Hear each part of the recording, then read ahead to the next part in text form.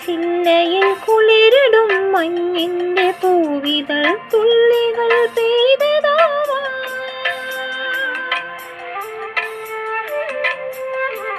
അലയുമീ തെന്നലൻ കരളിലെ സന്ധ്യയിൽ അലസമായി കൈവിരൽ ചേർത്തതാവാം.